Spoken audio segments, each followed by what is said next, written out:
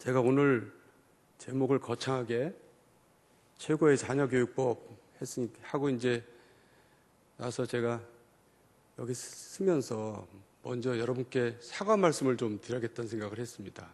왜냐하면 여기 계신 분들은 야 정말 좋은 얘기 좀 듣나 보다 하고 아마 오신 분들이 있을 텐데, 제가 최고의 자녀교육에 성공한 사람, 승리한 사람이 아니라 실패한 사람이기 때문에 일단 여러분께 사과를 드리고 시작하는 게 맞다 싶어서 일단 사과 말씀부터 드립니다.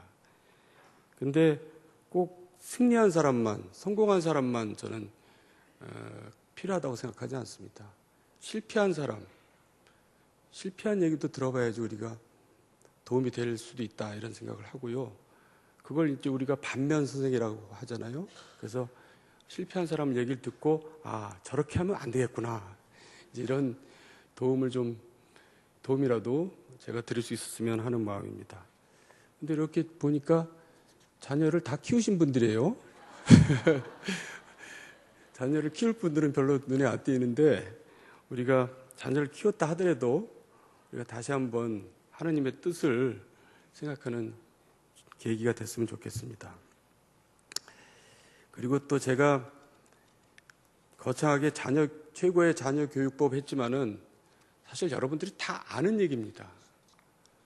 제가 뭐 결론부터 얘기하기 뭐해서 나중에 말씀드리겠지만은 결론을 들으면 여러분들이 다 아는 얘기고 저보다 더 미리 아는 얘기입니다. 하지만은 저 같은 좀 비교적 특별한 얘기를 들으면서 또 실패한 얘기를 들으면서 다시 한번 생각하는 계기가 됐으면 좋겠습니다.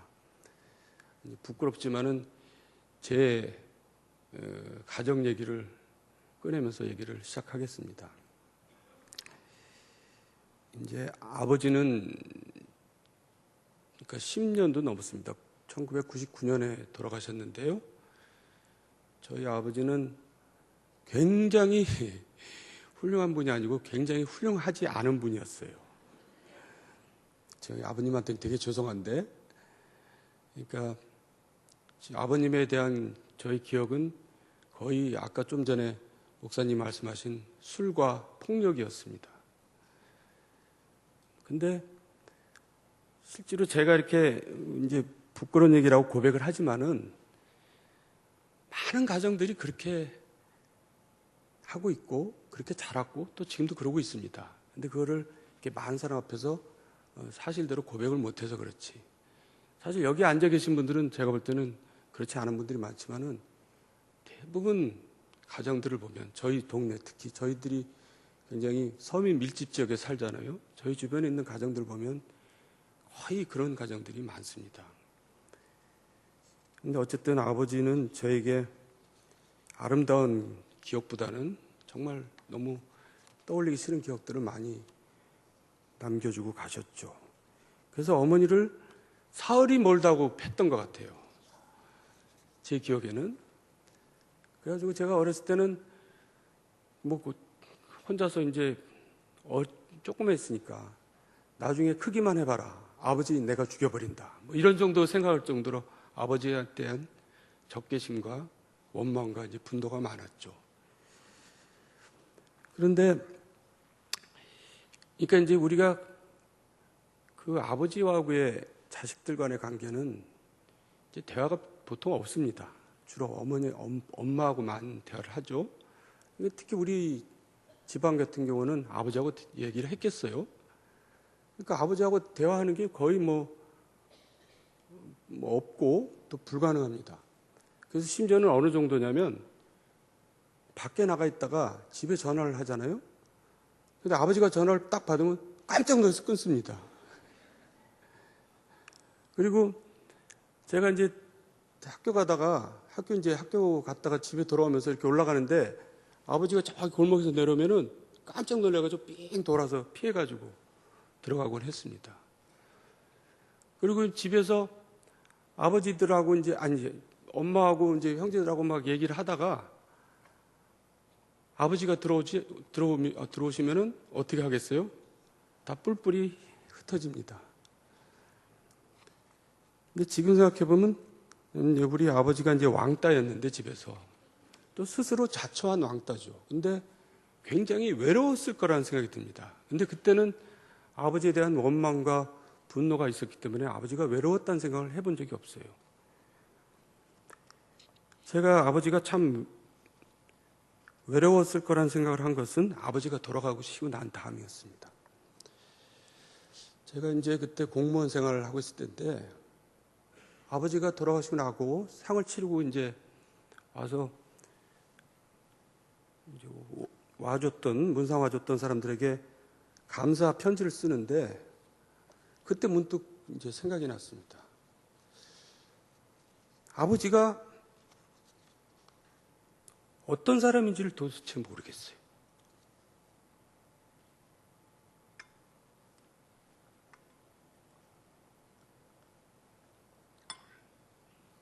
그러니까 이제 아버지하고 대화를 한번 해본 적이 없기 때문에 아버지가 어떤 사람인지, 아버지는 어떤 생각을 하면서 살았는지, 아버지의 젊은 시절은 뭐였는지, 뭐 아는 게 없습니다. 그래서 제가 이제 그런 심정을 담아서 이제 감사 편지를 보냈더니 그게 그때 무슨 조선일보에 이제 실렸어요. 참 감동적인 무슨 문상 감사글이라 해가지고. 근데 저는 감동을 시키려고 썼던 게 아니라 저의 솔직한 얘기를 쓰면서 제가 아버지한테 사과를 하고 싶었습니다.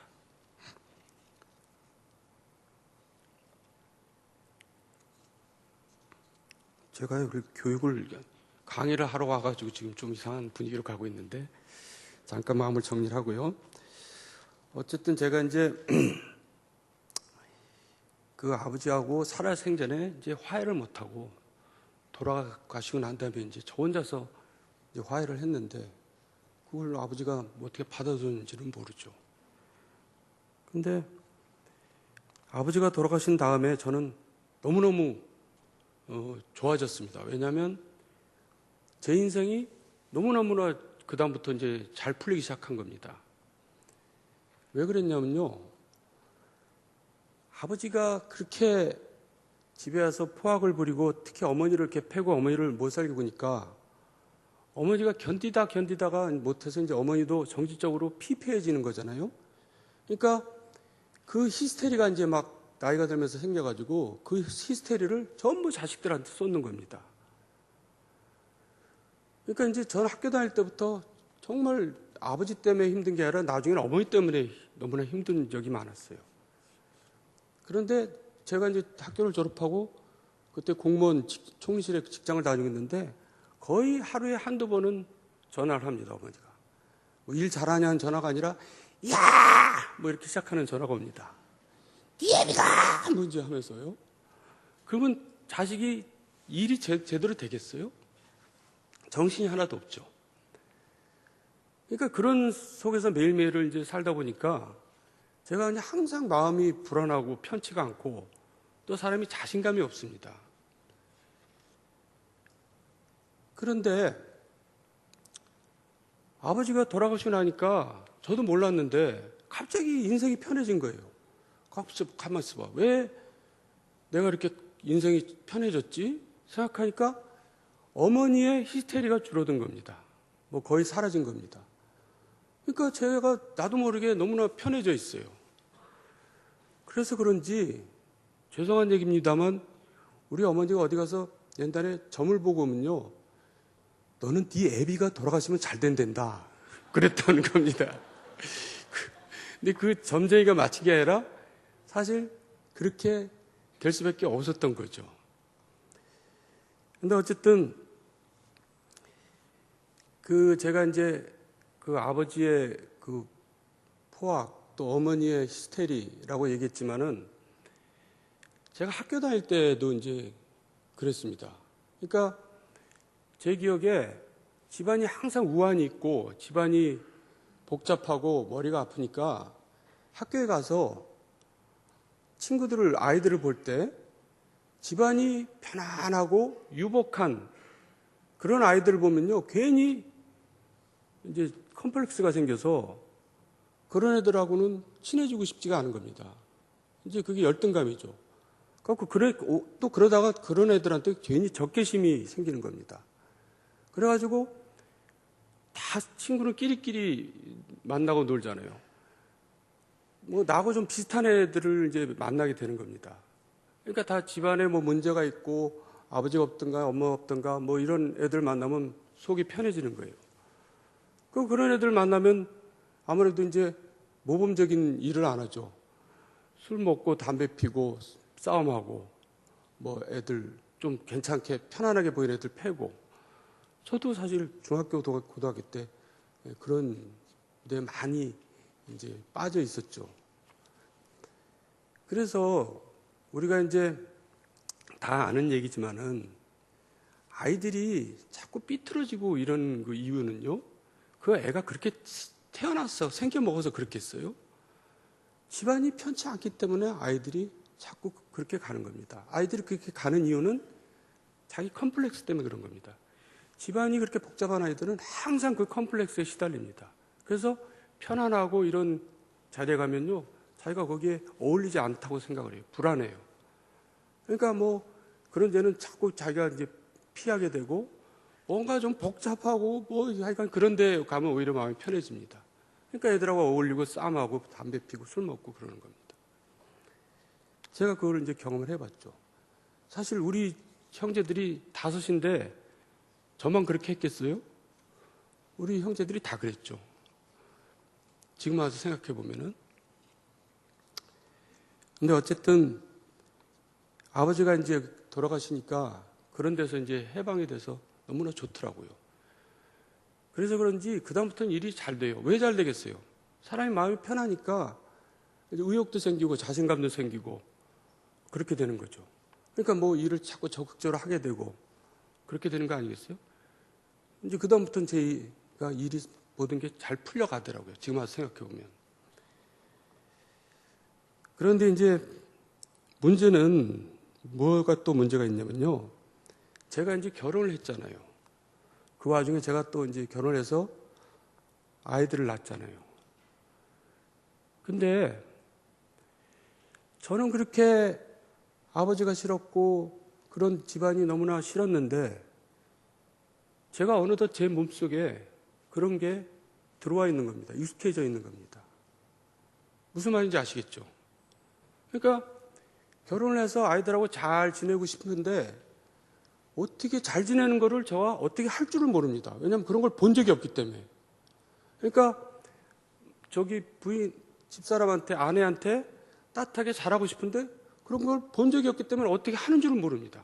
그리고 하려고 해도 이게 나오지를 않습니다. 한 번도 그런 걸 본 적이 없고 해본 적이 없기 때문에. 또 아이들한테도 그게 어떻게 한지를 모릅니다. 할 줄은 모르는 정도가 아니라 아버지 모습이 저한테 진하게 남아있는 겁니다. 그래서 제가 저도 원하지 않는데 자꾸 아버지 흉내를 내게 되는 겁니다. 그게 결국은 뭐가 있어요? 그게 자녀 교육이죠. 그러니까 그렇게 보고 자란 사람한테는 그런 게 몸에, 자기는 싫어하면서도 자기 몸에 남아있는 겁니다. 그러니까 아버지는 나는 저렇게 하지 말아야지 하면서도 자기가 그거를 자기도 모르게 따라 하는 겁니다. 물론 아버지만큼 심하지는 않았지만은 저한테 그런 모습들이 너무너무 많이 남아있더라고요. 그러다 보니까 우리 아이들이 아버지를 좋아했겠어요? 제가 우리 아버지를 좋아하지 않았듯이 우리 아이들도 저를 별로 좋아하지 않더라고요. 특히 제 아들이 저를 굉장히 싫어했어요.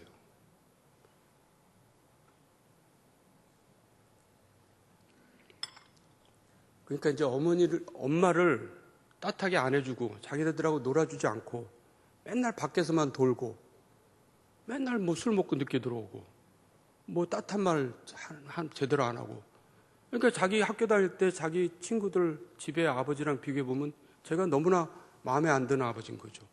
그러니까 우리 아들이 너무나 저를 싫어했어요. 그래가지고 놀랍게도 제가 집에 갔다가 들어가면은 우리 아이들이 TV 보다가 다 방으로 샥 들어가는 겁니다. 우리 아버지가 당한 거를 제가 고스란히 당하는 겁니다. 그래가지고 제가 늦게 들어가면은 아이들이 이제 뭐 책도 보고 주로 뭐 이제 컴퓨터 하고 있지 않겠어요? 그러면 이제 기껏 한다는 게 뒤도 안 돌아보고 아빠 왔어요? 그게 인사합니다. 그럼 이제 한두 번도 아니고 저도 이제 나도 뭐 잘한 건 없지만 속에서 부부를 끓잖아요. 그럼 어쩔 때는 딸이나 아들이나 쳐다도 않고 방에서 아빠 왔어요? 그러면 그래 왔다 어쩔래 이제 그런데 그때마다 저를 너무너무 반겨주는 게 있었어요. 뭐겠어요? 우리 강아지들이죠. 우리 호리 연이가 그냥 호리 연이는 그런 아빠인지도 모르고 오면 그냥 와서 달라붙고 핥고 뭐 뛰고 뭐 그런 거 아니겠어요? 그래가지고 제가 한 번은 그런 적이 있어요. 애들은 와서 쳐다보는데 걔네들이 하도 그래가지고 그래 모든 유산은 니네들한테 주겠다. 내가 어쨌든 그러다가 제가 이제 이러면 안 되겠다 하면서 제 생활을 바꾸게 된 결정적인 계기가 언제 있었냐면은 목사님 그때가 언제죠? 아버지 학교 했을 때? 그때가 이제 제가 아버지 학교에 처음 와가지고 거기서 진짜 부인한테 표현하는 법, 아이들한테 표현하는 법 이런 걸 배운 정도가 아니라 이제 크게 이제 각성을 하고 제가 그때 상당히 많이 이제 바뀌어졌습니다.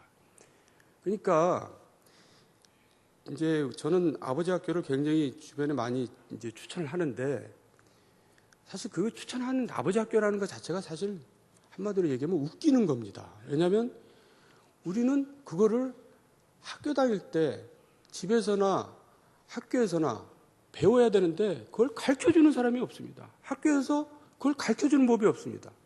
그러니까 학교에서는 맨날 뭐 영어, 수학, 국어 그냥 그런 것만 가르치고 학원 다니고 그런 걸 가르치지 어느 학교에서 좋은 아빠 되는 법을 가르치는 학교 봤어요?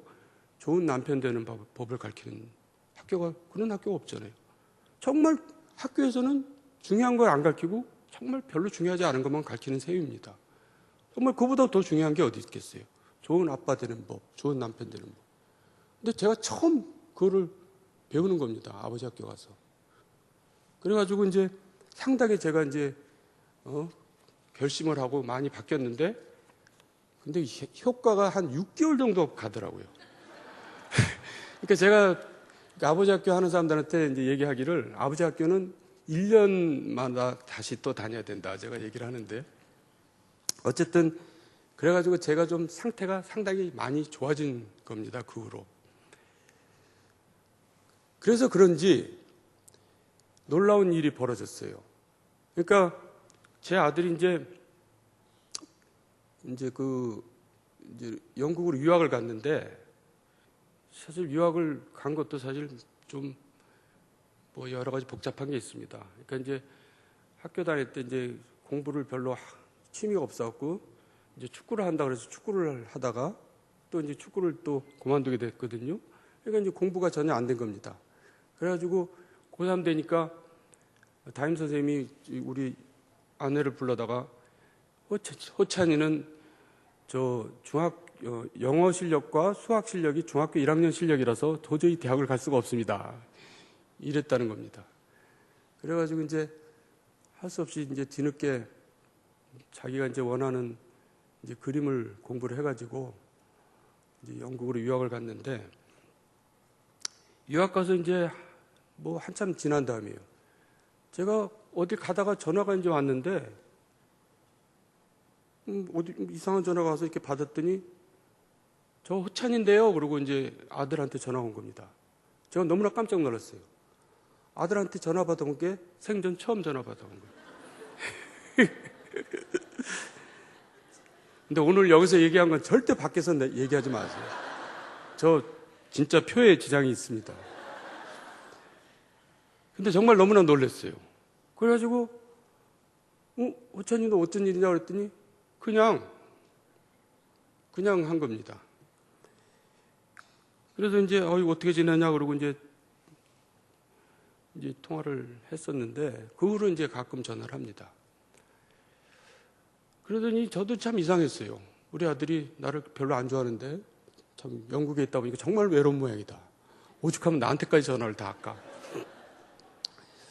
근데 나중에 얘기를 들어보니까 자기 이제 미술 선생이 있는데 미술 선생하고는 되게 친해요. 대화가 되는 거죠. 그러니까 영국 가서도 이제 미술 선생하고 자주 전화를 하는 거예요. 근데 그 미술 선생한테 뭐라 그랬냐면, 나중에 저한테 이제 우리 아내한테 들은 건데, 문득 이렇게 아침에 일어나서 이제 샤워를 하고 거울을 보면은 거울에 아빠 모습이 있다는 겁니다. 자기 얼굴에. 그래서 깜짝깜짝 놀랬겠죠. 자기가 싫어하는 사람이 딱 거기 있으니까. 이게 이제 자기도 이제 머리가, 심정이 좀 복잡해지지 않았겠어요? 이제 근데 그게 뭐냐면, 그게 바로 아빠를 이해하기 시작했다는 얘기겠죠. 내 얼굴에 왜 아빠 얼굴이 있지? 그러면서 이제 아빠에 대해서 생각을 하는 거죠.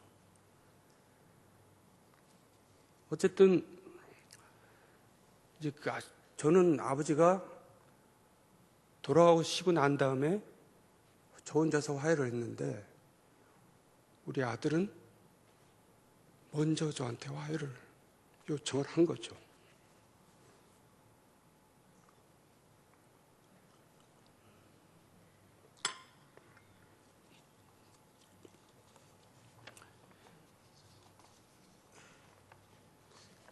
어쨌든 그래서 이제 비교적 저희 집안은 최근은 그래도 이제 괜찮은 집안입니다. 분위기가 그나마. 그게 이제 아버지 학교 덕도 있고 뭐 교회에서 목사님한테 맨날 가정에 대한 얘기를 들은 것도 있지만은, 어쨌든 하나님께서 그렇게 이제 허락을 해주셨기 때문에 그렇게 됐다고 생각을 합니다. 그런데 이제 문제는 뭐냐면, 이게 이제 저희 집안의 문제, 저희 집안만의 얘기가 아니라는 거죠. 아까도 말씀드렸지만은 너무나 많은 집들이 다 이러고 살고 있습니다. 저처럼 솔직하게 얘기를 안 해서 그렇지. 근데 또 더 문제는 뭐냐면, 그게 계속 대물림해 간다는 겁니다. 그게 계속 대물림해 갑니다. 우리 아버지가 그랬듯이 내가 그랬고, 내가 그렇게 대우각상하지 않으면 또 우리 아들이 그러고, 아들이 그러면서 계속 대물림해 가는 겁니다. 그 불행이라는 게 씨앗이 계속 이어져 가는 겁니다. 그래서 이거를 끊어야 되지 않겠어요?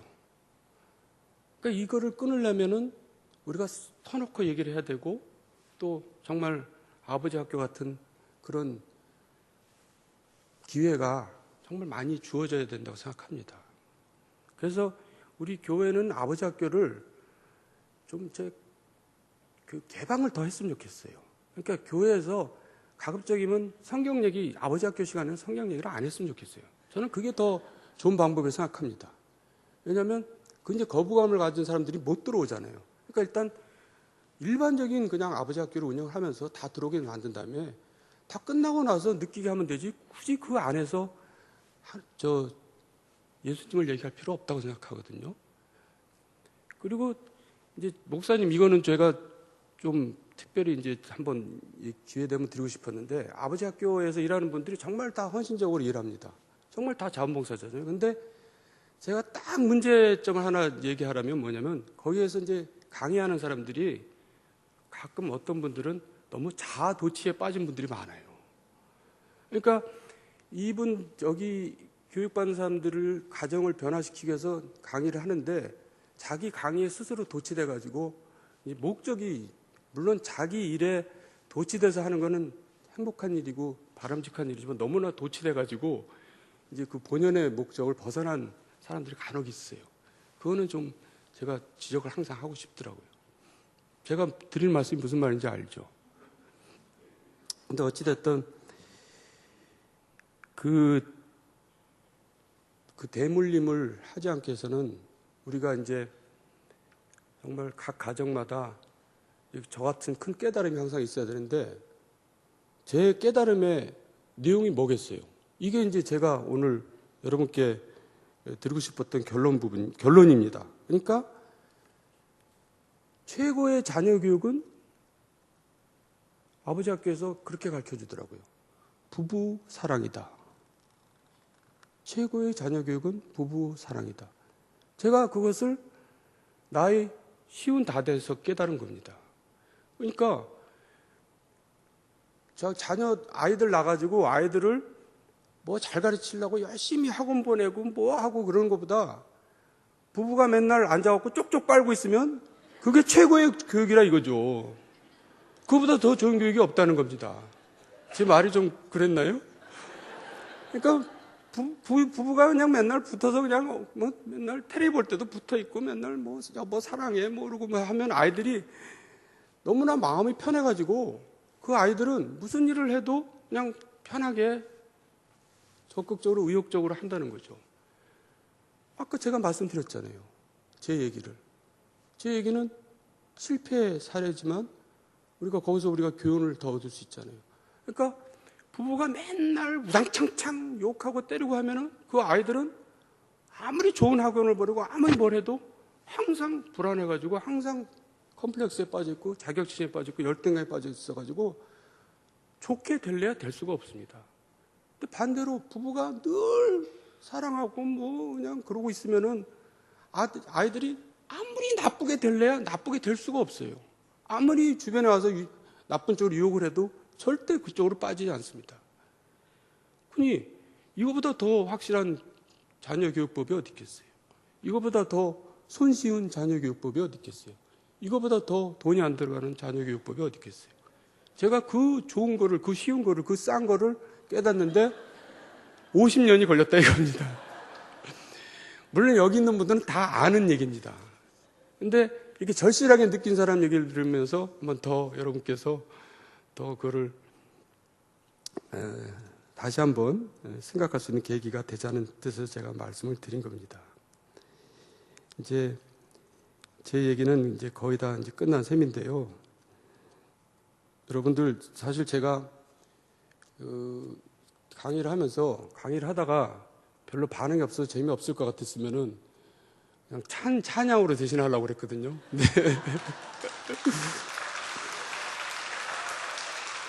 그래서 찬양을 하겠다는 얘기가 아니고 시간이 조금 있는 김에 제가 두 가지 말씀을 하나 더 드리겠습니다. 제가 이제 따로 그러니까 그 학교 폭력 문제하고 자녀 진로 문제에 대해서 간단하게 말씀드리겠습니다.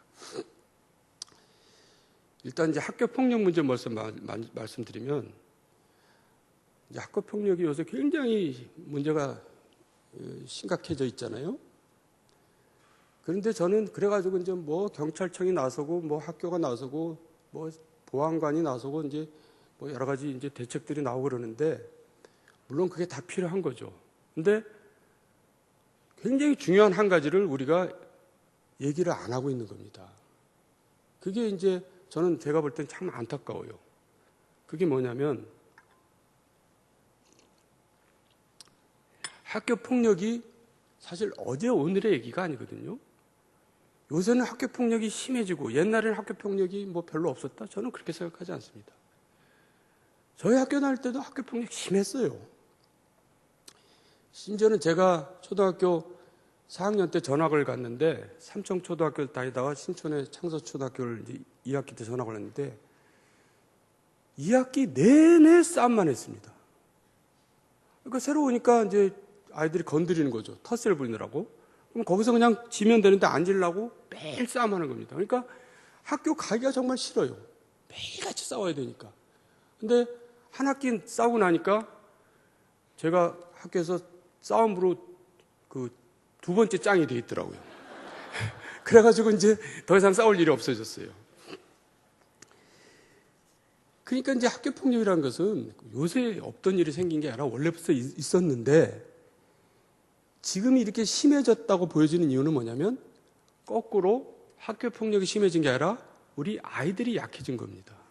우린 그 얘기를 안 하고 있다 이거예요. 그럼 왜 아이들이 약해졌는지 그건 너무나 간단하지 않아요?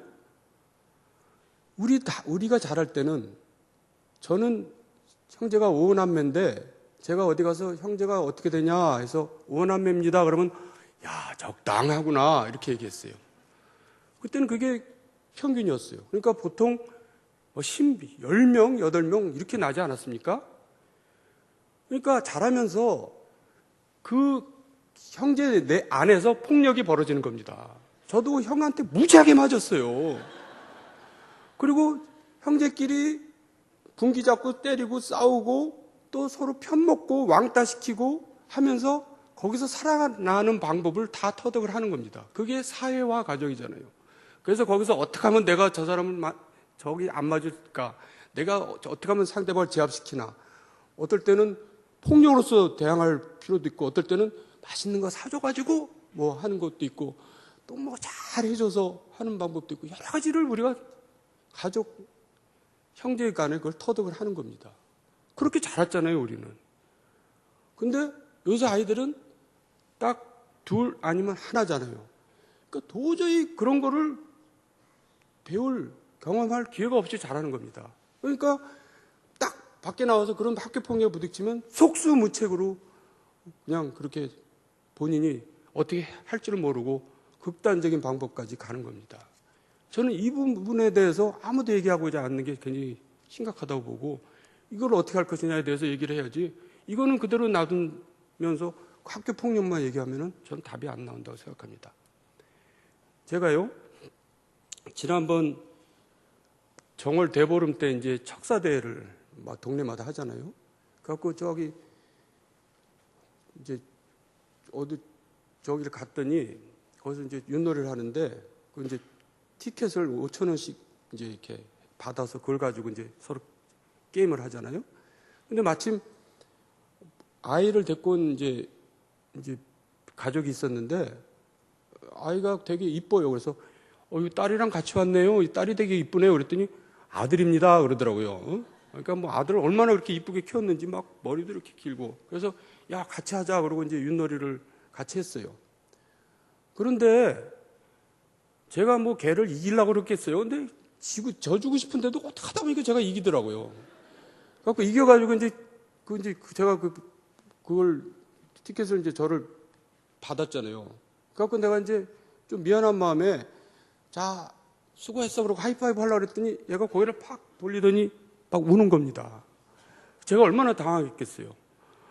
그래가지고 그냥 어떡하나 그러는데 그 아버지가 옆에 있다가 얘 내가 하나 더 사줄게 그러면서 걔를 달래는 겁니다.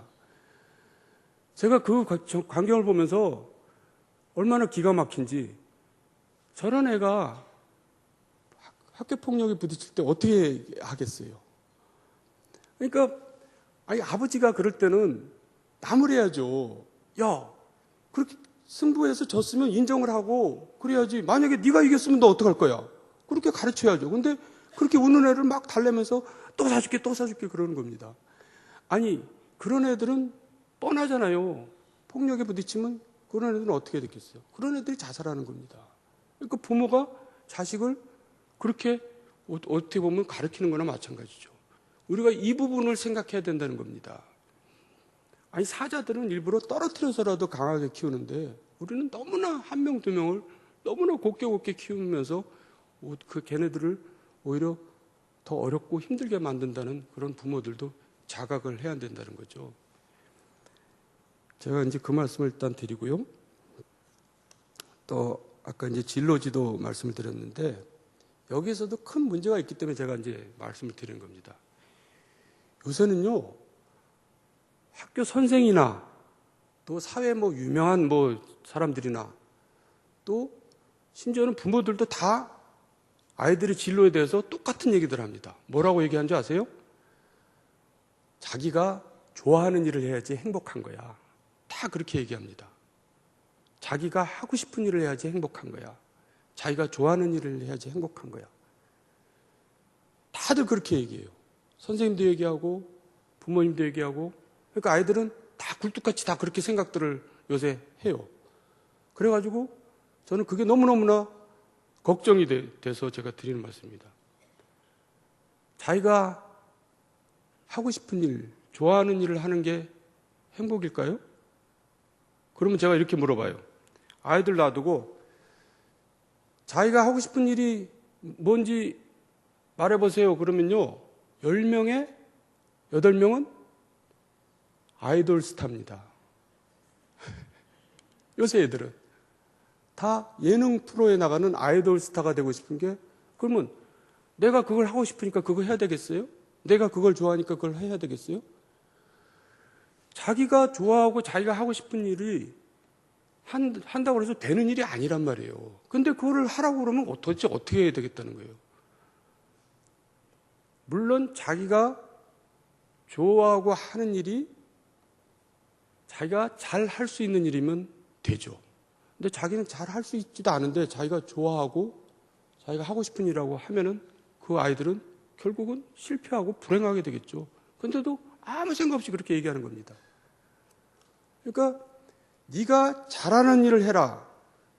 애들이 자기네들이 잘하는지 잘 모릅니다. 그러니까 부모나 선생들은 애들이 뭘 잘하는지 그걸 잘 관찰해서 그쪽으로 유도를 해야지, 네가 하고 싶은 거 해라, 네가 좋아하는 거라 해라, 이렇게 하는 겁니다. 제가 여러분께 제 경험 한 가지 예를 한번 또 들어볼까요? 제 친구 중에 유명한 일진이 있었어요. 지금으로 치면은. 근데 그 친구가 이제 중학교를 졸업하고 대학을 이제 고등학교도 못 가고 이제 그냥 그 소위 말해서 건달 조폭으로 이제 지내고 있었죠. 그러다가 제가 고등학교 졸업하고 재수할 때, 제가 재수할 때 이렇게 얘기하면 사람들이 깜짝 놀라더라고요. 정두원 의원은 너무나 공부를 잘해서 재수 안 했을 것 같은데요. 근데 제가 재수할 때 그 친구를 우연히 만났어요. 그래갖고 이제 다시 또 이제 옛날 그 이제 식으로 이제 의기투합이 돼서 이제 또 자주 만나고 그랬는데, 하루는 이제 그 친구랑 뭐 이렇게 그러고 다니다가 제가 이제 저도 왜 그랬는지 그 얘기를 했어요. 야, 세연아, 너도 좀 공부할 생각을 해봐라. 너 공부 안 하고 그냥 그러고 살래? 너 맨날 건달로 살 거야? 그랬더니 이제 갑자기 이제 이 친구가, 사실 나 정말 공부하고 싶었거든. 근데 도대체 어떻게 공부를 해야 될지 하도 공부를 한 지 오래돼서 이제 이렇게 얘기를 하는 겁니다. 그래서 내가 그럼 나하고 다 같이 공부를 하자. 그래서 제가 이제 그 고입 검정고시 이제 그 공부를 이제 같이 하자고 해서 제가 이제 그 친구를 데리고 공부를 이제 한 거죠. 저도 재수하는 주제에 친구를 이제 무슨 저걸 시키겠다고 제가 가역 공부를 시킨 거죠. 그러다가 이제 그게 저희 어머니한테 들켜가지고 우리 어머니가 이제 네 지금 공부도 안 하고 무슨 말도 안 되는 일을 하냐 그래갖고 제가 가출을 해가지고 진짜로요. 그래갖고 그 친구 집에 가가지고 이제 공부를 가르쳤어요. 그래서 검정고시, 고위검정고시, 대입검정고시를 합격하고, 하여간 나중에 몇 년 만에 이제 그러니까 이제 3수 4수인가 해서 이제 외국어 대학을 갔어요. 그 친구가. 그런데 문제는 제가 그 친구의 인생을 망친 겁니다. 결과적으로. 왜냐하면 그 친구가 이제 정말 완전히 옛날에 그 조폭 건달 생활을 이제 끝내고 정말 착실한 학생이 됐는데, 그리고 제가 이제 그 행정고시를 합격해서 이제 공무원이 됐잖아요. 그러니까 이 친구가 나처럼 되고 싶은 겁니다. 그래서 자기도 고시 공부를 해서 공무원이 되겠다 생각하고 고시 공부를 시작한 겁니다. 그래가지고 저기 이제 신림동에 가면 고시촌이 있거든요. 거기 가서 고시 공부를 이제 했는데, 언제까지 했냐면 몇 년 전까지 했습니다. 쉬운 살 때까지. 장가도 못 갔어요. 내가 이제 가끔 그 친구를 만나러 그 신림동 고시촌 가면은 정말 너무나 미안해요. 내가 한 사람의 인생을 망쳤구나. 그러니까 그 친구가 저를 만나지 않고 그냥 건달 생활을 했으면은, 건달하다가 요새 건달들이 돈 잘 벌잖아요. 그래갖고 지금 돈도 무지 많이 벌었을 거예요. 근데 저 만나서 뭐 공부해야 되겠다 그러가지고 자기가 잘하지도 않은 고시 공부를 하면서 거기다 인생을 투자해가지고 완전히 망해버렸잖아요. 그래갖고 지금은 이제 뭐 이렇게 이제 아파트에서 뭘 이렇게 그런 일을 하고 있는데, 제가 이제 이 얘기를 하는 이유가 자기가 하고 싶은 일, 좋아하는 일을 해서는 안 된다는 겁니다. 자기가 잘하는 일을 해야지. 물론 좋아하는 일과 하고 싶은 일하고 잘하는 거하고 일치하면요 얼마나 좋겠어요. 근데 대부분 그렇지 않거든요. 어떻게 아이들이 다 아이돌 스타 가수가 다 될 수가 있겠어요. 근데 다 애들 꿈은 그거잖아요. 근데 부모들은 너 하고 싶은 거 해라, 너 원하는 거 해라 그러고 앉아있으니 정말 애들을 헷갈리게 만드는 거죠. 그래서 정말 그렇게 하지 말아달라는 말씀을 제가 항상 어디 가면, 학교 가면 졸업식이고 뭐고 이제 꼭 합니다. 그래서 그 두 가지 학교 폭력 문제하고 진로 지도에 관한 말씀을 드렸고요. 이것으로서 이제 제 얘기는 다 마무리가 됐습니다. 제가 이제 앞서 얘기했듯이 성공하지 않은 사람이, 실패한 사람이 이렇게 여러분 앞에서 최고의 자녀교육법이라는 이제 제목으로 거창하게 얘기를 드리는 것이 부끄럽다고 말씀을 드렸는데, 어찌됐든 저 같은 실패한 사람의 얘기를 들으면서 여러분들도 반면선생으로 꼭 삼아달라는 말씀을 드리고요. 또 자식을 다 키웠더라도 또 손주도 있고 또 주변에 또 여러 그렇게 그런 가정의 여러 가지 문제 때문에 힘들어하는 사람들이 많이 있을 테니까 손길과 도움의 얘기들을 해주시기를 기대하겠습니다.